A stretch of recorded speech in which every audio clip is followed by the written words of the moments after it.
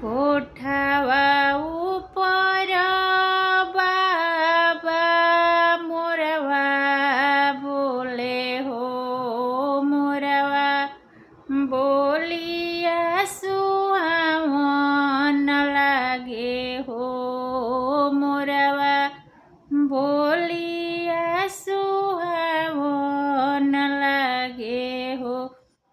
आजू के रतिया पापा जागल रहिया हो, आजू घरवा चोरवा अइहे हो, आजू घरवा चोरवा अइहे हो।